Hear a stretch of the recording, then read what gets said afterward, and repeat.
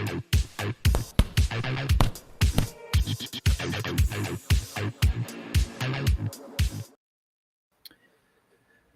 there, boxing fans around the world. Time to join me once again here on Talk and Fight for another episode of Boxing News. Today, we're going to start off with a bit of news. Well, more or less a preview of the upcoming fights that we have this weekend.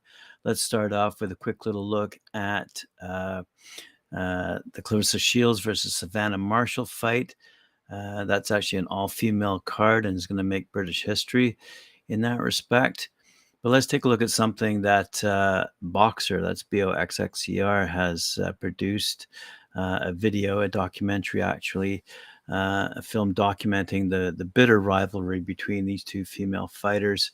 And it's quite a revealing tell-all documentary, quite frankly. Let's have a quick little read here of some of the quotes from Savannah Marshall. On starting boxing at the age of 12, I was very sporty growing up. I played football, netball. But at age 12, I walked into a boxing gym because one of my friends had a little plastic trophy, which I saw glisten in the sun, and I thought, I want one of them. Curiosity took hold of me. I was more curious than anything. I remember walking up the steps in the gym, hearing music blasting and bags being punched. I stood at the door looking through the glass, thinking I want to go in.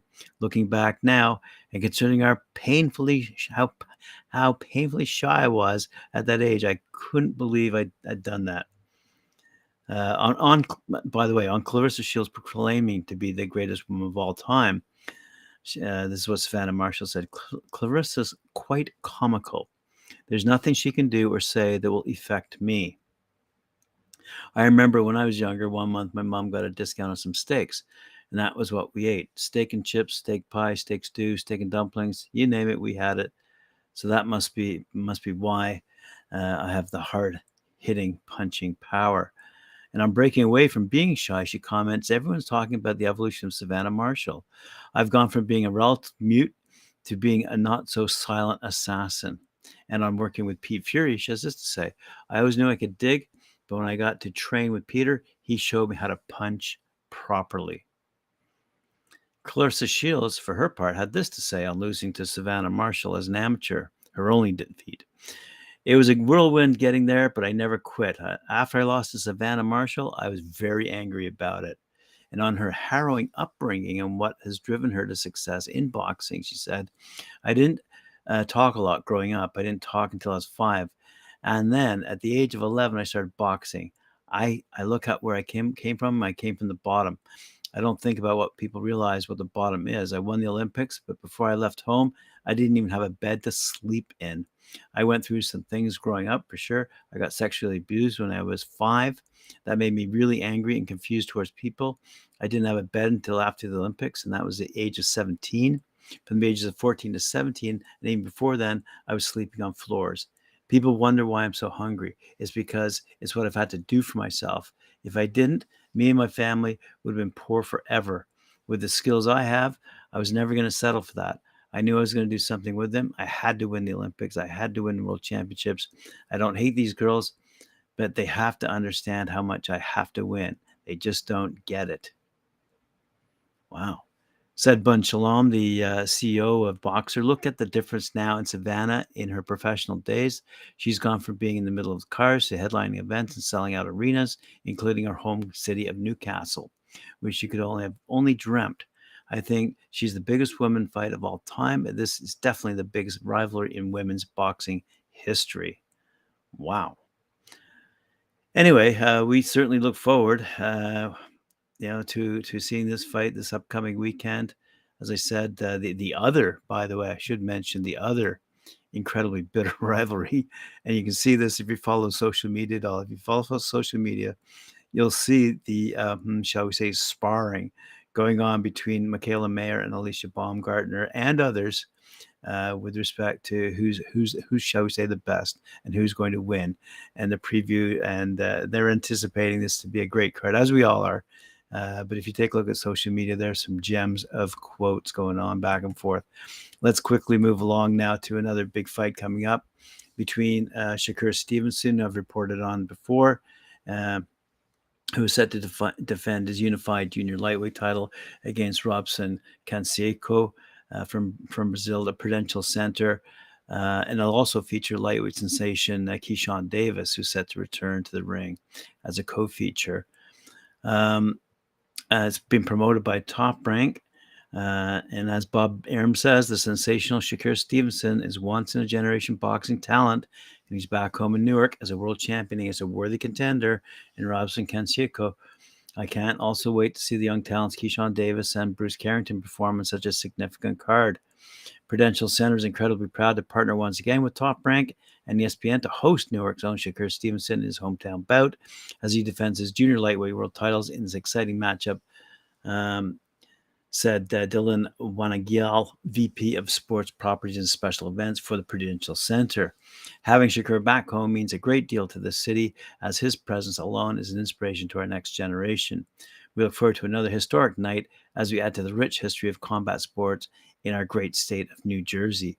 We welcome all fight aficionados to join the unique excitement of a Newark crowd, which we will share with the worldwide audiences of ESPN and ESPN Deportes. So Stevenson, by the way, is unbeaten, 18-0, 9 knockouts.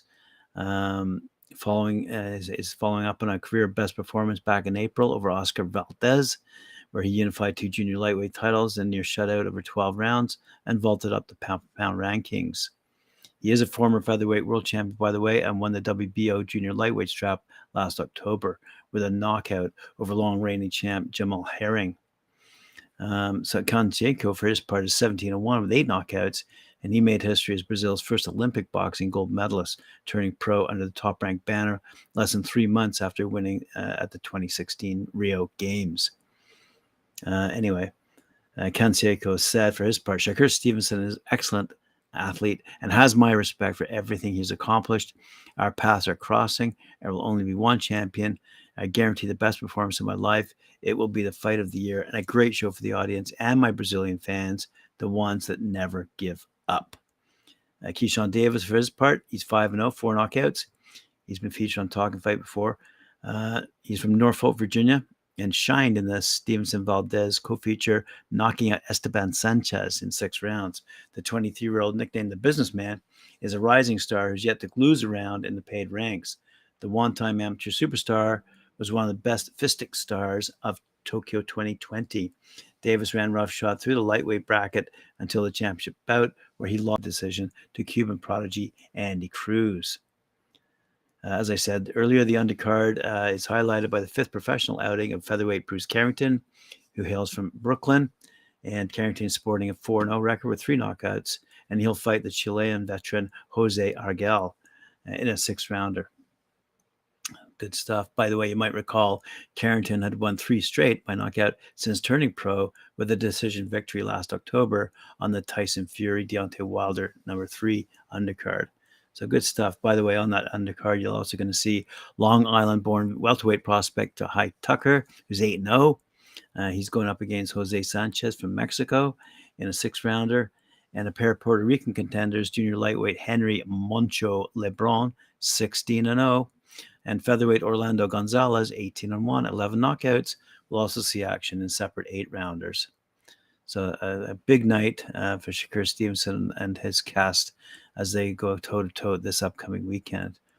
Also on Saturday, September 24th, boxing fans across the UK and Ireland will be able to tune in to the highly anticipated heavyweight matchup between Joe the Juggernaut Joyce and Joseph Parker, the number 1 and number 2 ranked boxers in the WBO rankings, respectively. The winner of this can't-miss box office clash will claim the vacant WBO interim heavyweight title. The fight, which will be held at the AO Arena in Manchester, will be Joyce's first fight in the UK outside of his hometown of London. Parker, on the other hand, has fought his last 2 fights in the AO, defeating Derek Chisora twice. Joyce enters this fight with a record of 14-0 with 13 knockouts and currently holds the WBO International, WBC Silver and Commonwealth heavyweight titles. And in his last fight, the 36-year-old defeated Christian Hammer via 4th-round stoppage. In the other corner, Parker, by the way, he's 30-2, 21 knockouts, boasts a 6-fight winning streak leading into the bout and is hungry to reestablish himself as the top fighter in the WBO category, having previously held the belt in 2016 following a victory over Andy Ruiz. So this is going to be a pretty big collision, and we're all looking forward to seeing the result of it, and hopefully a loosening up of that clog at the top of the heavyweight division. Just as an FYI, Parker, who won that title in 2016 with a points victory over Andy Ruiz, as I said, successfully defended against Razvan Conjano and Huey Fury before suffering defeat in the unification battle with Anthony Joshua back in 2018. The 30-year-old is currently on a 6-fight winning streak, as I said, following a points loss to Dillian White back in 2018, with the run including successive victories over Derek Chisora, as I said, both held in Manchester. Fans can look forward to an array of established up-and-coming Queensberry talent. Frank Warren, obviously behind this, on display on the Nowhere to Run undercard that will be announced in the coming weeks, he said. So fair enough. We look forward to that. All right, let's move along quickly to some fun stuff. Mayweather Promotions CEO Leonard Ellerby and Eddie Hearn from Matchroom went back and forth on social media today.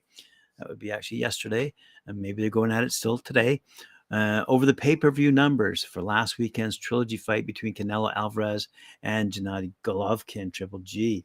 Ellerby did a bit of gloating after industry insider Dan Rafael reported that the Canelo versus Golovkin Triple G fight brought in between 550 and 575,000 buys on DAZN pay-per-view. According to Rafael, those numbers are disappointing, and he doubts that they'll cover the $75 million in purses paid out to Canelo and Golovkin for their headliner last Saturday at the T-Mobile Arena in Las Vegas. DAZN reported that the total buy rate was 1.06 million buys for the fight. However, Rafael said these were global numbers and not for the United States, which charges much more than their pay-per-view than other countries. DAZN hasn't reported the total revenue pulled in for the fight, and that would clear up a lot of things if they revealed that to the public, because it would shed light on where the buys will cover the 75 million in purses for Canelo and Golovkin, said Ellerby. He might need a little cheering up, so let's sing him a song. Ain't no sunshine at DAZN. Classic, said Dan Rafael. Disappointing originally. So this is what he originally said. Disappointing. Hashtag Canelo Triple G3 pay-per-view numbers. Read my story and sign up for the My Boxing newsletter. Yada yada. Leonard Ellerby continued. Stop it, Edward. Thought I'd send you a little song to cheer you up. Let me know if you need me, Floyd, Stephen, or Al to show up to show you how to do the big boy stuff. FYI, every major player over here is laughing at you. You don't know what the FK you're doing in the U.S. Woo, zinger, said Eddie Hearn. Blimey, Lenny. We just did 1 million buys. When was the last time you were involved with a fight that did more than about 100,000? And don't count Floyd, because you were just packing his jock strap. Shall we continue? Sure, let's go. No time to be going back and forth with you, trying to get big boy shit done. You know that record-breaking stuff you know nothing about? Hope to cheer you up, mate. Eddie Hearn. Blimey. Oh, same thing. Okay, so those are two slamming comments from Leonard Ellerby. Holy crap, this is funny stuff. Said Ellerby as he continues. You can't. It's lies. Mad because they overpaid and the pay-per-view underperformed drastically, and you can't run that other bullshit to any of us. Remember, this is the same guy that spent millions and millions of dollars on a campaign to push pay-per-view is dead. Holy smokes. Oh, man. Anyway, this article continues. This is on boxingnews24.com, by the way. I'm skipping ahead of myself here. If the pay-per-view numbers don't balance out to cover the cost of the huge purses for Canelo and Golovkin, it's unclear what DAZN would be looking to prove by reporting the event is pulling in 1.06 million buys. It was a bad idea to make the Canelo versus Golovkin fight at this point in their careers, because there's no longer a lot of interest in the fight. Golovkin has won damage to his career by choosing to face non-elite fighters in the last 4 years, and the fans have forgot about him. Janabek Alam Kanuli, or Yamaguchi Falco, the Brazilian guy that we promoted, Bob Aaron on Talk Track, when he asked about Gennady Golovkin should fight next after his loss to Canelo. I mean, those fights are easy fights to make, and they will be fights for Triple G, but they're not affordable because it's not his fault. He's coming off a deal where I think He made in his last fight $30 million. Nobody's going to pay him anything like that to fight one of those guys, said Arum about Golovkin. So there you go, a bit of back and forth between the top promoters in the world. All righty, let's have a quick look at what's going on in, shall we say, other parts of the world.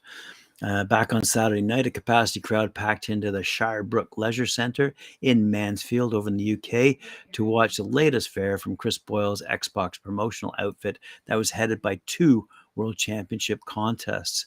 The main event of the night pitted Worksop's Eleanor, that's L. Coulson, 7-1-0, in a 10-round middleweight contest for the vacant WBU World Championship against late replacement unbeaten Sandra Lopez Gomez from Mexico, after the original opponent, Yakor Chavez Annan, failed to secure her visa in time.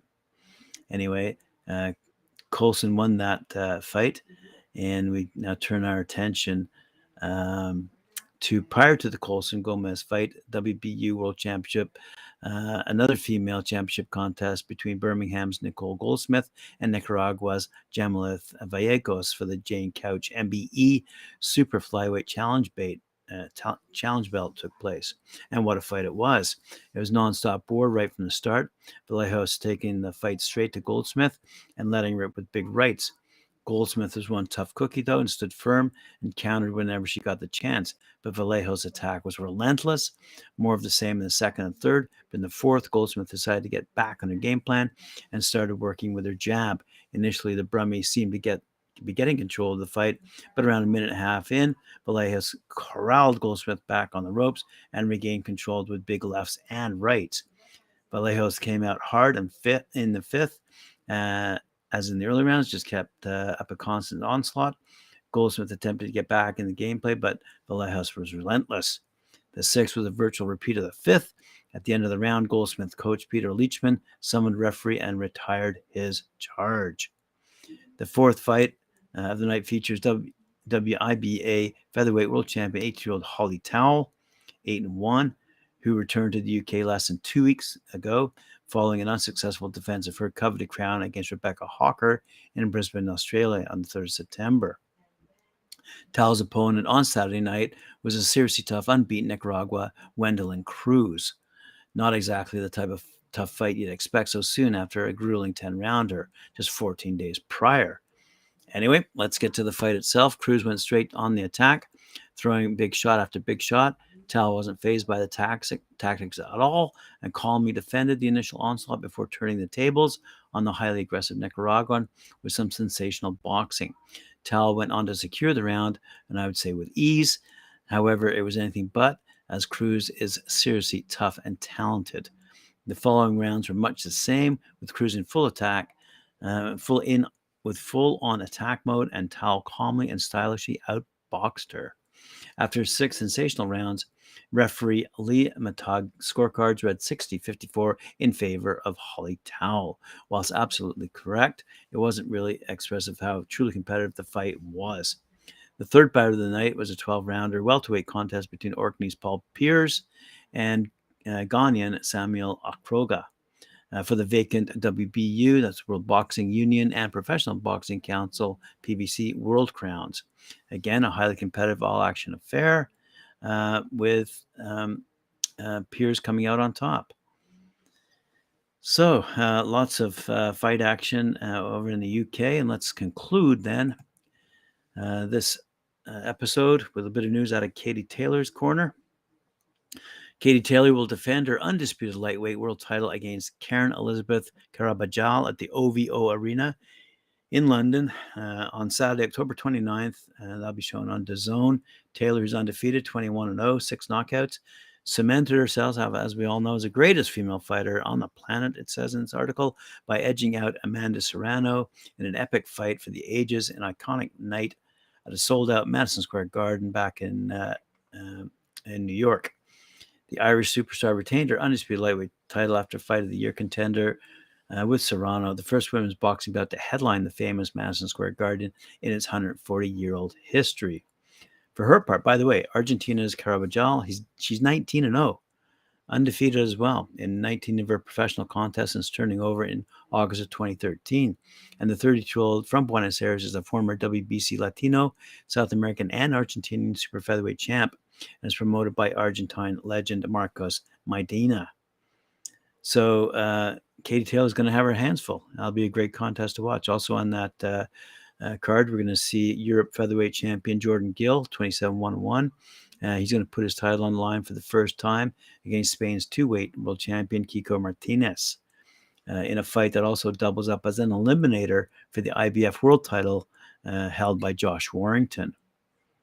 Also on this card, emerging Belfast super welterweight star Kiom Yarko, 12-0, fights in the second Taylor undercard as he defends his WBA international title against New York's undefeated Peter Dobson, while Irish lightweight contender Kerry Gully is 14-0, fights under the Matchroom promotional banner for the first time, and with his opponent to be announced soon. Heavyweight sensation Johnny Fisher, 6-0, 5 knockouts. The Romford Bull Army to Northwest London for a scheduled 6-round clash with Italy's Alfonso Domani. And there's action for light heavyweight prospect John Hedges, 6-0, and Luton super welterweight Jordan Reynolds, 3-0. Anyway, wow, says Taylor. It's hard to believe it's been almost 16 years I made pro debut, so it's great to go back now and headline. It's been an amazing journey so far, but there's still lots of great fights out there for me, and I'm excited about what's still to come. I was very happy when I received the offer to challenge Katie, said Karabajal. The hard work has paid off. I'm not thinking for a second about Katie's win. All the belts will come back to Argentina with me. Wow. Said Maidana for his part. We will travel to London with an undefeated warrior and will shock the boxing world. Katie Taylor will be amazed. This will be a Chino Maidana promotion and my co-promotional partner, Legacy Boxing, second world championship this year, and it will be a huge success for us as a new company. Wow. Said Eddie Hearn. Can't go without an Eddie Hearn quote today. I'm delighted to see Katie back in action following her epic victory over Amanda in a historic night in New York. Katie is one of the superstars of boxing, and more than that, a pioneer for women's sport. And it's great to have her return to the arena that made her where she made her debut in 2016. It's always an honor to stage Katie's fights, and I have no doubt that after her fight of the year with Amanda in April, a new wave of fans will pack the Wembley Arena to see this icon perform against a tough, hungry, and unbeaten Argentine. Wow. Alrighty, well, that concludes today's episode. Boxing fans, thank you for joining me once again here on Talkin' Fight. I appreciate it. Remember to like, share, subscribe, hit that notification bell, and we see you later on at 4 p.m. for Knuckle Up, featuring Mike Orr and Cedric Ben at 4.